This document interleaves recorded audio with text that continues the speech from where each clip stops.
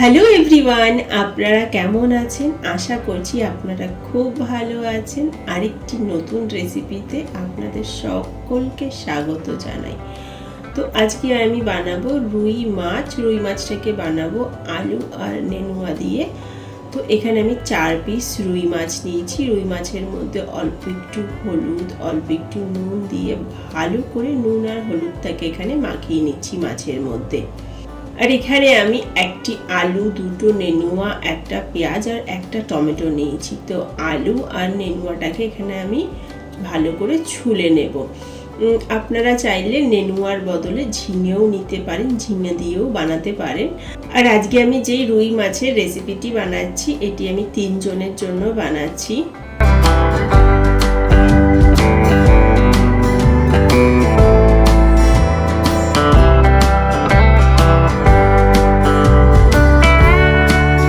পেঁয়াজটাকেও খুব ভালোভাবে ছুলে নিয়েছি আর যেসব ছোকলা ছিল সেগুলোকে ফেলে দিয়েছি। তো এখন আলু, নেনুয়া এগুলোকে আমি কেটে নেব। আলুটাকে লম্বা লম্বা করে আমি কেটে নিচ্ছি। আর আলুটা কাটার পর না আপনারা সঙ্গে সঙ্গে জলের মধ্যে দিয়ে দেবেন, এতে করে আলু কখনো কালো হয় না। তো আলুটাকে ধুয়ে আমি সাইডে রেখে দিলাম। আর যেখানে নেনুয়া নিয়েছি, আমি এখানে 2টো নেনুয়া নিয়েছি। তো নেনুয়া না খুব তাড়াতাড়ি সেদ্ধ হয়ে যায়। তো নেনুয়াটাকে ছোট করে কাটার পর তারপর আমি মাঝখান থেকে আরেকটা ফালি করে নিলাম। তো এখন আমি নেনুয়াগুলোকেও খুব ভালো করে ধুয়ে সাইডে রেখে দেবো।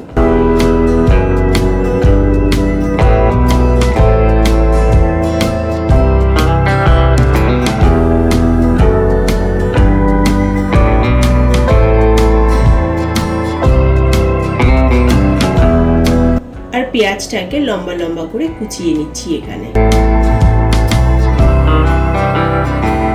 পেঁয়াজের স্লাইসগুলোকে আলাদা করে নিচ্ছি।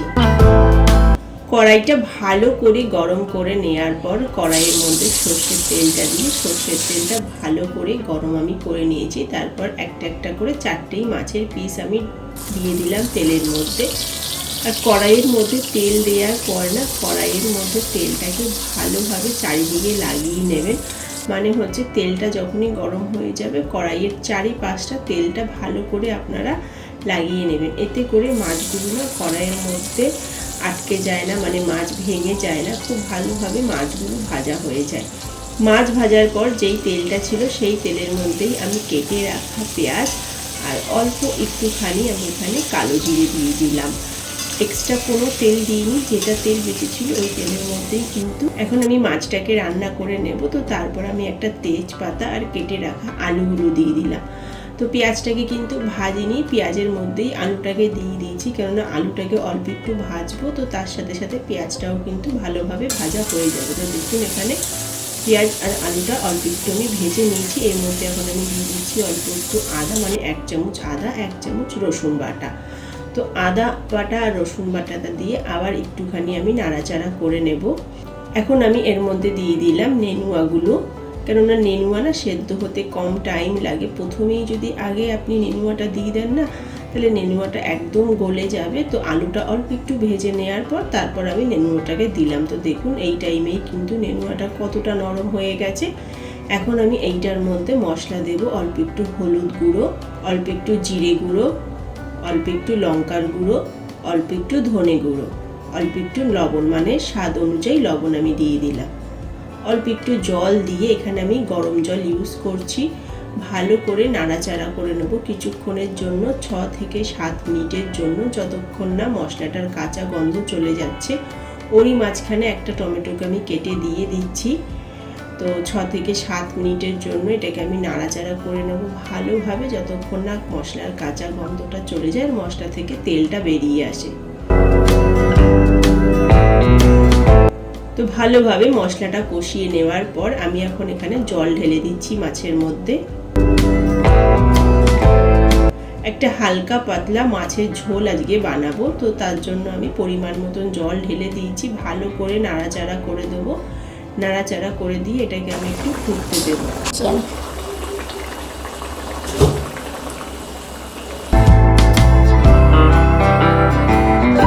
কিছুক্ষণ পর আলু আর নেনুয়াটা ভালোভাবে সেদ্ধ হয়ে গেছে, কেননা আলু আর নেনুয়াটাকে অল্প একটু আগে ভেজে নিয়েছিলাম। তো সেদ্ধ হতে বেশি টাইম লাগেনি। তো ভালোভাবে সেদ্ধ হয়ে যাওয়ার পর এখানে আমি মাছ ভাজাগুলো দিয়ে দিচ্ছি। আর মাছ ভাজাগুলো দেওয়ার পর আবার এটাকে আমি 4 থেকে 5 মিনিটের জন্য মাছের ঝোলের মধ্যে ফুটিয়ে নেব। তাতে কী হবে, মাছের ঝোলটা ভালোভাবে মাছের ভেতরে যাবে। উপর থেকে ধনেপাতা কেটে দিয়ে দেবো। তো দেখুন কত সুন্দর সবজি দিয়ে রুই মাছের একটা হালকা পাতলা রেসিপি আমরা বানিয়ে ফেললাম। এইভাবে আপনি যে কোনো দিন বানাতে পারেন, খেতে খুবই সুন্দর হয়, খুবই সুস্বাদু হয়। গরম গরম ভাতের সাথে খেতে খুব সুন্দর লাগে। দেখুন আলু আর নেনুয়াটা কত সুন্দরভাবে সেদ্ধ হয়ে গেছে আর ঝোলটা কত সুন্দর রয়েছে। তো আপনাদের যদি রেসিপিটি পছন্দ হয় তো ভিডিওটাকে লাইক শেয়ার করে দেবেন, অ্যান্ড চ্যানেলটি সাবস্ক্রাইব করতে কিন্তু ভুলবেন না। Tata, bye bye.